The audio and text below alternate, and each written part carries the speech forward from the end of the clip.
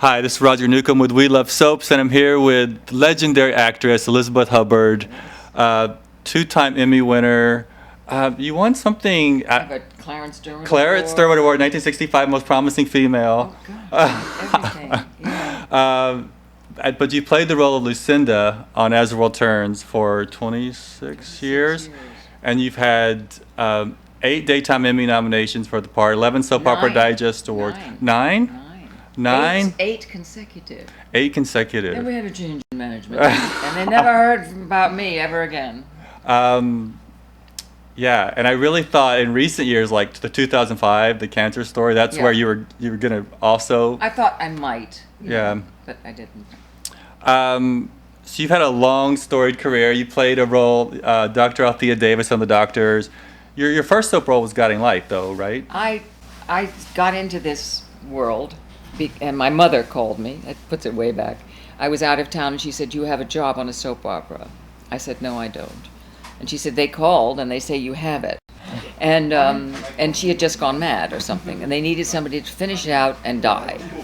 Okay. And it was shot at Grand Central Station. There was a studio there above the trains. Right. And I don't know how long it was. I think it was short, but everything was live then. And wonderful. So I had wonderful old-time directors. Walter Gorman was one. And I did that part. I just, they liked me. So they didn't kill me right away. They kept me a bit. And then I had to fall down some stairs and die. And they liked it so much they had me falling down and dying a lot, which was a nice beginning. That's how I got in on The Guiding Light. And I always felt a little bit hurt that when they did their 50th anniversary or whatever, no one had remembered that I'm not sure who I played anymore. Anne Benedict? Anne Fletcher? Anne Fletcher? I think, but maybe I mixed that up. It was Anne somebody. Anne, yeah. But then you were on The Doctors as a doctor, and your mom was a doctor. My mom was a doctor. Did she feel like you were portraying doctors in an appropriate... I had my medical consultant, didn't I? They didn't have to pay the lady that comes here. And I would call her up and ask her. And I'm a great preparer. I like to prepare for things. So she sent me off to see some surgery. And so off I went. And and it was cancerous breast kind of thing. And I had had a scare at that time. It was nothing. But, it was the same doctor that did me, and there I am, and I'm all in, with the boots and the thing, and I thought I will die. I will just die. And he said, "Stand right there," And then finally he said, "I think this is not going to be good, so maybe you want to go." And I did go. And I can remember it was at Flower Fifth Avenue. It was my mother's affiliate hospital at the time. I walked down Fifth Avenue thinking, "Oh my God, how lucky I am that I can walk down this street." Anyway, and that was something. But I had my mother, and I would call her up and ask her things. Right. And so you were on and off The Doctors. You came and went a couple times. I was on Edge of Night before that, I think. I was on Edge of Night before The Doctors. You did One Life after The Doctors. One Life, a tiny thing. After. I was just a mom. I'm not so good as a mom. But you've also did a lot of films. You were in Ordinary People. Yeah. You did a lot of film work. You did primetime stuff. I Never Sang for My Father with wonderful Gene Hackman. That was a lovely experience. And then you came to As the World Turns in 1984. Did you audition with Larry Bryggman? Did they knew they were going to... No. There was a producer here then that didn't like to meet actors. Okay. So I met somebody else. And they said, "Here it is." And I think it still happens now. They make the deal before you get the job. So you make the deal, whatever it is. Somebody made the deal. And then I came in to be put on the camera. And I think maybe I got the job because the casting lady at the time, I was wearing whatever I was wearing. She said, "I have something for you to wear." And she gave me a dress from a closet. And it was more kind of a Joan Collins kind of number. And I always thought that helped somehow, and that's all it was, and you get the job. One day, 26 years later. It's a very strange world I'm living in. Wow. Yeah. But at that time you were already well established and... Well, I knew what I was doing. Yeah. And I went to school in England, and so I got the silver medal at RADA. I was the first American to get that.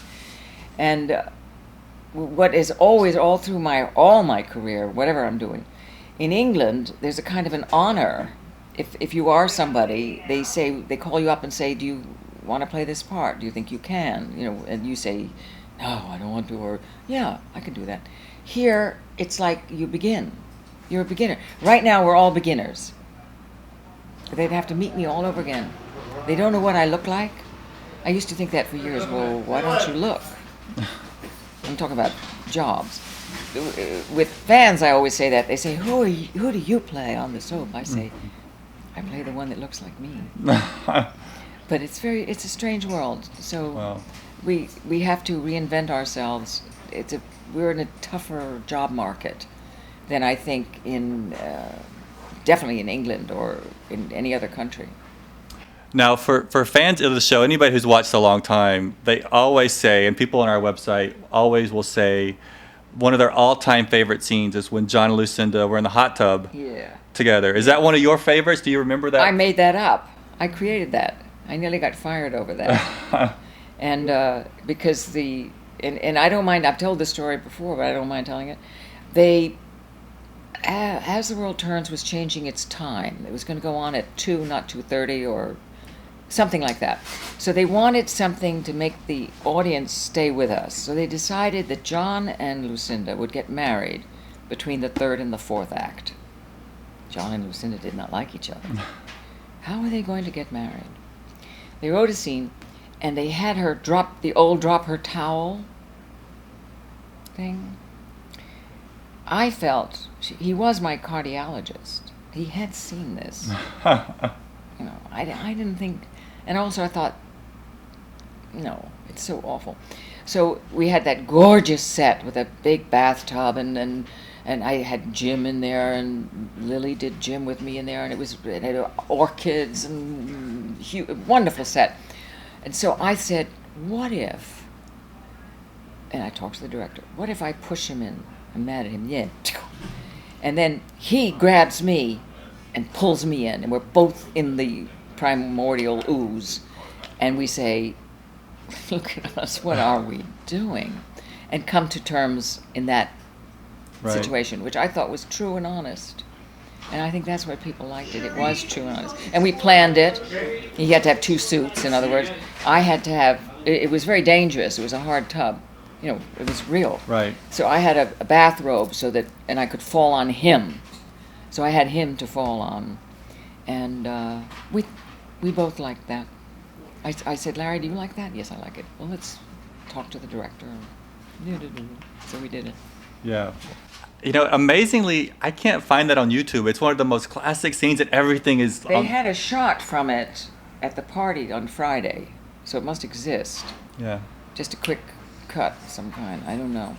But I think that I was proud of that because I thought it had psychological truth and it solved the problem so that when we came back from Las Vegas in the fourth act, okay, those 2 nutcases did it.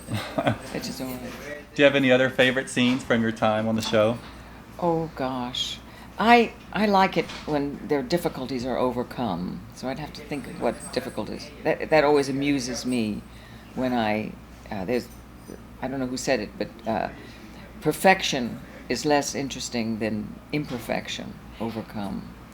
So any scene where you have to fight through some other element is what I always rather like. And I think of Lucinda more in moments, so she has no long storylines. I pitched Lucinda go to college. She has no education. She's self-taught. Lucinda go to college with the young ones. That's great. Wouldn't that have been a good story?